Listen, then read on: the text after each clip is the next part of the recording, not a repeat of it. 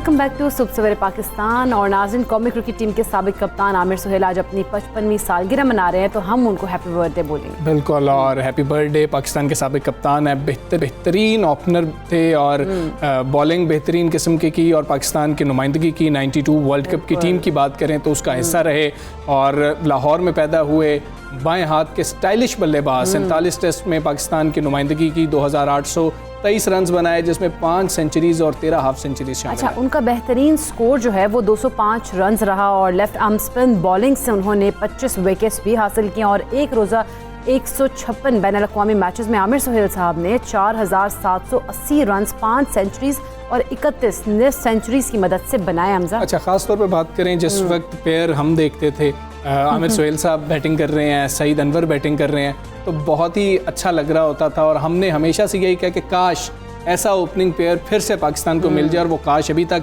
काश में ही है और अभी ऐसा जो है कुछ हमें वैसा मुतबादिल नहीं मिला है। आमिर सुहेल साहब हमारे साथ मौजूद हैं, उनको शामिल करेंगे। आमिर भी अस्सलाम वालेकुम, गुड मॉर्निंग, हैप्पी बर्थडे। बेहतरीन दिन गुजरे आपका, और आप पाकिस्तान में तो नहीं हैं, श्रीलंका में मौजूद हैं, तो वहीं पर आप जो है अपनी सालगिरह को एंजॉय कीजिए। एंजॉय करें सालगिरह को। बहुत बहुत शुक्रिया जी, वालेकुम अस्सलाम, और बहुत शुक्रिया याद रखने का दुनिया टेलीविजन को मेरा स्पेशल थैंक्स कि इस दिन याद रखा। अच्छा आमिर भाई, सालगिरह के हवाले से अब हमें कुछ बताइएगा कि क्रिकेटर्स की जो सालगिरह है अक्सर हम देखते हैं कि अपने वतन में शायद नहीं हो रही होती हैं, ड्रेसिंग रूम्स में भी सालगिरह गुजरती होगी, और आज जब आप पाकिस्तान में नहीं मौजूद कमेंट्री कर रहे हैं तो वहाँ पर किस तरह से सालगिरह का दिन गुजरता है?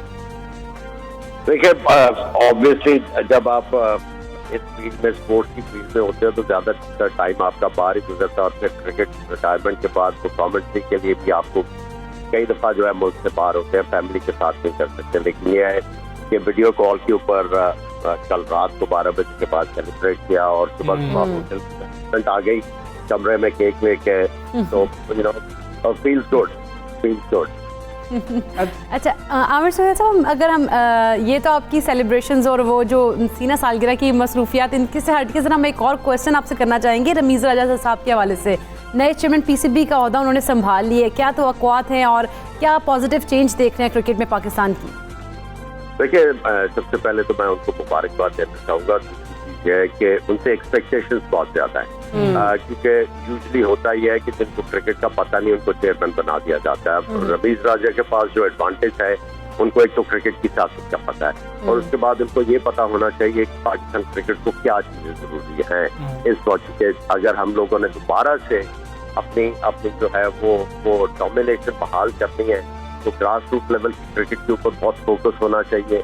जो चीज़ें करने वाली हैं वो करेंगे तो आई थिंक उनको सारे अप्रिशिएट करेंगे। अगर नहीं हो पाएगा तो मेरा ख्याल है एक ये है कि जिनको क्रिकेट का नहीं पता उनको जब वो कोई मिस्टेक करते हैं तो इतना ज़्यादा क्रिटिसिज्म नहीं होता, लेकिन अगर ये करेंगे तो मेरा ख्याल है कि ये बहुत ही ज़्यादा विटोप्रेटिव किस्म का इनको जो है वो क्रिटिसिज्म बर्दाश्त करना पड़ेगा। तो आई थिंक उनको अपना होमवर्क कर लेना चाहिए, उनको आइडेंटिफाई चीज़ें कर लेनी चाहिए कि ये पाकिस्तान क्रिकेट को ज़रूरी चीज़ें चाहिए, ये वाले इंजेक्शन चाहिए। अगर वो वाले इंजेक्शन लगाते हैं जब टाइम की रिक्वायरमेंट हो तो डेफिनेटली चांसेस तो काफ़ी ज़्यादा है पाकिस्तान से। बिल्कुल ठीक है। आमिर भी, आखिर में एक छोटी सी बात सिर्फ आपसे ये जानना चाहेंगे, कल बड़ी बेहतरीन किस्म की प्रेस कॉन्फ्रेंस थी रमीज़ राजा साहब की और उन्होंने 92 के वर्ल्ड कप की जो टीम थी अपने साथियों को बुलाया हुआ था। मोइन खान साहब वहाँ पर मौजूद थे, आकिब जावेद साहब वहाँ पर मौजूद थे। उन्होंने एक बड़ा जिक्र किया कि मैं अपने साथियों से पूछ कर चलूँगा कि ये मुझे फीडबैक दें। आप उनकी वैसे पर्सनैलिटी को जानते हैं, फीडबैक वैसे हमें आमतौर पर अच्छा नहीं लग रहा होता, आप क्या समझते हैं, आप खुल के फीडबैक दे पाएंगे उनको कि आप ये गलत कर रहे हैं, आपको ये नहीं करना चाहिए? देखिए, बात सिंपल सी है कि अगर आप अच्छी बातें सुनेंगे और जो काम की बातें अगर नहीं सुनेंगे तो वो आपका बहुत बड़ा डाउनफॉल होता है। तो आपको जो है अगर कोई आपको सख्ती से भी बताता है कि नहीं इस तरह नहीं इस तरह है तो आपको सुनना पड़ेगा। वो एग्जीक्यूट करना मुश्किल होता है, लेकिन अगर आप सेलिब्रेट करेंगे चीजों को तो आपके लिए अच्छे सोल्यूशन जो है वो निकल सकते हैं। बिल्कुल ठीक है। आमिर भाई, बहुत शुक्रिया आपका, एक बार फिर आपको हैप्पी बर्थडे और बेहतरीन गुजरे और पाकिस्तान की क्रिकेट की बेहतरी के लिए हम ये चाहेंगे कि हमारे तमाम जो स्टार्स हैं वो मदद करते रहे। अब रमीज़ राजा साहब जिस तरह से कह रहे थे कल न्यूज़ कॉन्फ्रेंस में कि मैं सबसे पूछूंगा, सबसे पूछ के चलूंगा, और उन्होंने साथ जब सवाल हुआ मोइन खान साहब के हवाले से और आकिब जावेद साहब के हवाले से, तो उन्होंने कहा कि यही चेयरमैन है कि मेरे साथी जो हैं सारे जिनके साथ मैंने ड्रेसिंग रूम खासतौर पे शेयर किया, ये सब चेयरमैन। अच्छा, ये बड़ी पॉजिटिविटी है कि आपने ओहदा संभालने के बाद इतना अच्छा जो है वो एक आपने जेस्चर जो है वो अपना शो किया है। और उन्होंने टीम पर जो टीम सेलेक्ट कर ली गई थी उस पर एतमाद का इजहार भी किया। उन्होंने कहा कि अब इसी टीम को आगे लेकर चलना। खैर कल न्यूज़ कॉन्फ्रेंस में उन्होंने चंद अहम बातें की हैं, पहले आपको वो सुना देते। एक चीज़ जो है वो बिल्कुल सादा है और सामने है कि क्रिकेट बोर्ड की जो एक परफॉर्मेंस है वो आपकी क्रिकेट टीम से रिलेट करती है। वर्ल्ड कप के लिए मैथ्यू हेडन और वर्नन फिलैंडर को हमने साइन अप किया है एज आवर कोचेस। ऑस्ट्रेलियन है, मैं समझता हूँ इस टीम में थोड़ी सी एग्रेशन भी ला सकते हैं। वर्ल्ड कप का उनको एक्सपीरियंस है, वर्ल्ड क्लास वो प्लेयर है। मकसद यही है कि ये जो टीम है इसकी हम हर तरह से हेल्प करें for them to win the world cup, और ये वर्ल्ड कप जीत सकते हैं। 10% सिर्फ इनको इम्प्रूवमेंट और इंक्रीज चाहिए। ये वर्ल्ड कप साल में होते हुए आई थिंक सबको रिस्पॉन्सिबली एक्ट करना है और जो टीम सिलेक्ट कर ली गई है उसको बैक करना है। बड़ा सिंपल सा एक असूल है। अंडर 19 का T20 वर्ल्ड लीग का, जो कि इंशाल्लाह हम अगले साल इसको प्लान करेंगे। पुश होगी कि स्कूल और आपकी क्लब क्रिकेट को एक ज़बरदस्त पुश मिले, आपकी फर्स्ट क्लास क्रिकेट और ज़्यादा वाइब्रेंट हो।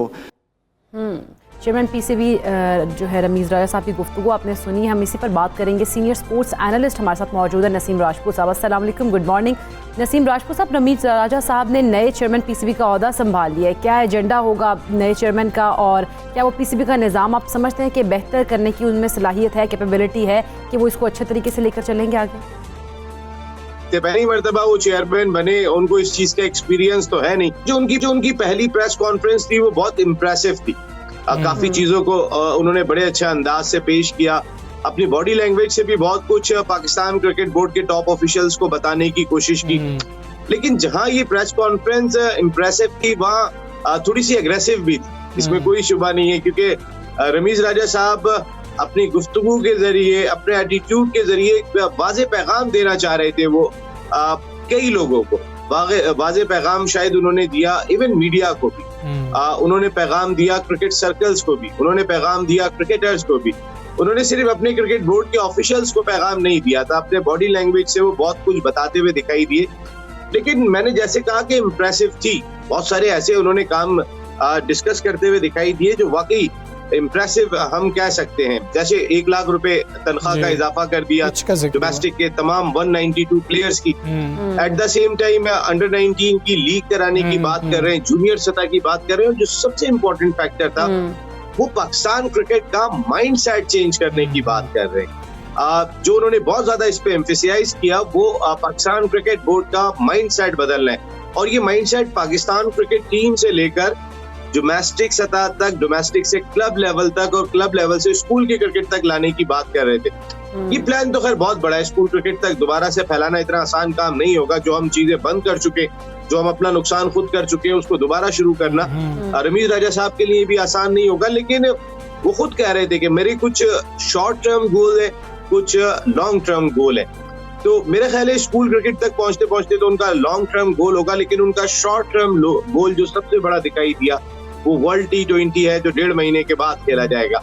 और उसके लिए उन्होंने नए हेड कोच का भी अनाउंस किया, जिनकी तकर्री सिर्फ वर्ल्ड T20 के लिए की गई है, और बड़ी जबरदस्त नाम हेड कोच के लिए वो लेकर आए मैथ्यू हेडन। देखिए, मेरा मैथ्यू हेडन से कहीं ना कहीं थोड़ा बहुत इंटरेक्शन रहा है। मैथ्यू हेडन बहैसियत ह्यूमन बीइंग बहुत कमाल है। वर्नन फिलैंडर की जहाँ तक बात कर लेते हैं तो रमीज राजा साहब ने इनको देखा होगा, तो ये अच्छी ठीक है। नसीम राजपूत साहब, आपने T20 वर्ल्ड कप का जिक्र किया। T20 वर्ल्ड कप की टीम के हवाले से सवाल भी हुआ। उन्होंने कहा कि अब हमें इस टीम को सपोर्ट करना है जो टीम मुंतखब कर ली गई है। क्या आप समझते हैं कि इससे ये तासुर फिर से उभर रहा है कि सिलेक्शन में शायद उनकी मर्जी शामिल थी? क्योंकि जितने वो एग्रेसिव थे, अगर उनकी मर्जी शामिल ना होती वो कल ही कह देते कि नहीं, ये मेरे मुताबिक टीम नहीं है, इसको मैं अपने मुताबिक बनाऊंगा। देखिए, ऐसा हो नहीं सकता कि उनकी मर्जी शामिल नहीं थी, और उन्होंने अगर इतना ज्यादा फोर्स किया है कि टीम को सेलेक्ट करना, देखिए जिसने सपोर्ट करना है, देखिए पाकिस्तान क्रिकेट को तो सपोर्ट करने के लिए इस मुल्क के 22 करोड़ आवाम बैठे हुए। मीडिया भी जहां पे अच्छा परफॉर्म होता है वहां पे सपोर्ट करता है, लेकिन आप किसी को डिक्टेट नहीं कर सकते। डिक्टेशन नहीं होती कि आपने सपोर्ट करना है। अरे भाई मेरी समझ में नहीं आ रहे, बहुत सारे प्लेयर जो इस टीम में होने चाहिए वो दिखाई नहीं दे रहे, तो मैं कैसे सपोर्ट करूं, मैं झूठ बोलूं? इसका मकसद ये हुआ कि आपको सपोर्ट करना है, तो भाई सपोर्ट किस चीज को करना है? सपोर्ट गलत चीज को करें, ये नहीं हो सकता। देखिए रमीज राजा साहब का अपना रद्द अमल होगा। अगर रमीज राजा साहब क्रिकेटर हैं तो इस मुल्क के मैं पता नहीं कितने सारे क्रिकेटर्स आपको उठा के दे दूंगा कि जिन्होंने ये बात कही है कि ये टीम प्रॉपर नहीं है, इसमें तब्दीली आनी चाहिए। तो फिर किसी को डिक्टेट नहीं कर सकते। आप मेरी बात समझ रहे हैं? जो उनका कहना था कि आप इस टीम को सपोर्ट करें, आपने ऐसा करना होगा, आपने वैसा करना होगा। देखिए जी रमीज राजा साहब, आपने जो करना है कोई आपके मामलात में नहीं बोलेगा, लेकिन आपका क्रिकेट बोर्ड आपका इलाका है, आप ज़ाहिर है अब राजा है वहाँ के, तो आपकी रियायत तो आपके अंदाज से सुन सकती है, लेकिन ये डिक्टेशन सबके लिए नहीं हो सकती। जहाँ अच्छी चीज। अच्छा नसीम साहब, रमीज राजा साहब ने प्रेस कॉन्फ्रेंस में मिसबाह उल हक और वकार यूनुस की तारीफ की और साथ ही ये वजाहत भी दे दी कि उन दोनों के जो इस्तीफों की मंजूरी है वो पिछले बोर्ड से ली थी। आप क्या कहेंगे इस पर? पिछले बोर्ड ने क्यों नहीं हटा दिया था? वो पिछले बोर्ड यानी पिछले चेयरमैन के दौर तक तो काम कर रहे थे, और मेरे ख्याल में उनका दानिशमंदाना फैसला था कि अगर आपको 2.5 साल दिए गए और आपको टास्क दिया गया था कि वर्ल्ड T20 की टीम तैयार करें, जब 1.5 महीना रह गया आपने वर्ल्ड T20 से पहले उनको रुखसत का परवाना थमा दिया। तो ये जो रुखसती का परवाना थमाया गया है, इसमें या तो ताखीर हो गई है या जल्दी की गई है। ताखीर इसलिए हो गई कि ये काम तो 1.5 साल पहले कर लेते, 1 साल देने के बाद, लेकिन जल्दी इसलिए हो गई कि भाई आप उनको देते ना वर्ल्ड T20 के, भाई आप यहाँ पर भी तो कोचिंग करें। बाकी पिछले क्रिकेट बोर्ड ने लिया था या रमीज राजा ने लिया था, आज की खबर तो ये है कि मिसबाह उल हक और वकार यूनुस हिस्सा नहीं है।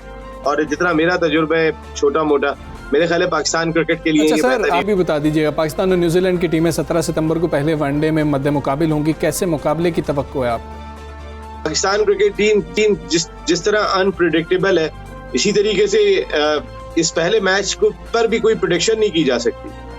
इसलिए नहीं की जा सकती कि एक तो कीवी टीम कई सारे यंग क्रिकेटर्स पे मुश्तमिल है और वो अपने से जरा थोड़ी सिमिलर कंडीशन तो नहीं हम इसे कह सकते, लेकिन वो अभी हाल ही में बांग्लादेश में खेल के आ रहे हैं। बांग्लादेश में बहुत ज्यादा स्पिनिंग ट्रैक थे। क्या पाकिस्तान क्रिकेट बोर्ड उसी तरीके के स्पिनिंग ट्रैक बनाएगा? हालांकि जो उनके फास्ट बॉलर ने प्रेस कॉन्फ्रेंस की थी उसमें यही बात की थी कि ऐसे ट्रैक्स होने चाहिए कि जिसमें बैट्समैनों के लिए भी मौके हो, फास्ट बॉलर के लिए भी मौके हो। तो देखते हैं किस तरह के। लेकिन पिंडी में आमतौर पे जो ट्रैक होते हैं, आप ओडीआई सीरीज की अगर मैं बात कर लेता हूँ तो वहाँ पे जरा ट्रैक थोड़े से हमारे यहाँ पर पूरे पाकिस्तान में सबसे ज्यादा जानदार ट्रैक अगर कहीं होते हैं तो फिर वो पिंडी में होते हैं। या ऑस्ट्रेलिया में जिस तरह पर्थ कभी माजी में हुआ करता था, पिंडी हमारे मुल्क में बिल्कुल ऐसा ही है। तो यहाँ पे स्पिन ट्रैक बनाना थोड़ा सा मुश्किल काम होगा इनके लिए। कुछ नहीं कह सकते हैं कि इस मैच के बारे में कोई प्रेडिक्ट नहीं किया जा सकता। नया सेटअप है, कुछ प्रेडिक्ट किया जा सकता है। बहुत शुक्रिया आपका नसीम राजपूत साहब, सबसे पहले पाकिस्तान से आप बात कर रहे थे। हम उम्मीद यही करेंगे पाकिस्तान टीम बेहतर जो है परफॉर्म करेगी और अभी भी चांसेस मौजूद है कि आप बदल सकते हैं टीम को। और T20 जो हमारे मैचेस होंगे 5 वो बड़े अहम हो जाएंगे जो लाहौर कज़ाफ़ी स्टेडियम में खेले जाएंगे। उसके बाद देखेंगे कि टीम के हवाले से क्या आखिरी फैसला किया जाए, आखिरी फैसला होगा। खैर हम आगे बढ़ेंगे, पाकिस्तानी ख़वातीन की बात कर लेते हैं। आज भी हम देखें तो कौमी तामीर और तरक्की में फ़ाल किरदार अदा करती में नज़र आती हैं। ज़िंदगी के हर शोबे की बात करने मर्दों के शाना बशाना चलने वाली पाकिस्तानी ख़वातीन ना सिर्फ अपनी ज़िंदगियों को रोशन, खुशहाल और मजबूत बना रही बल्कि अपने वतन का नाम भी दुनिया में रोशन कर रही हैं। बिल्कुल ऐसे ही। और ऐसी ख़वातीन में एक नुमाया नाम जो है वकील रहनुमा निदा उस्मान चौधरी का है, जिन्होंने ख़वातीन वकला का आलमी अवार्ड जीता है और उन्हें ऑस्ट्रिया में बैनुल-अक़वामी इदारे विमेन इन लॉ ने एकेडेमिया की कैटेगरी में जस्टिशिया अवार्ड से नवाजा। अच्छा, जो ख़वातीन वकला को उनकी खदमात और आला कारकर्दगी की बिना पर दिया जाता है। 17 ममालिक से 80 ख़वातीन वकला इस अवार्ड के लिए नामजद थीं और निदा उस्मान जो है जनूबी एशिया की वाहिद खातून वकील रहनुमा है जिन्हें इस अवार्ड के लिए नामजद किया गया है। कहानी में एक ट्विस्ट भी है। निदा उस्मान जो हैं वो मारूफ अदाकार महमूद असलम साहब की साहिबजादी भी हैं। उन्होंने LLB ऑनर्स किया, फिर LLM की डिग्री हासिल की, उसके बाद प्रैक्टिस शुरू की। वो कई बरसों से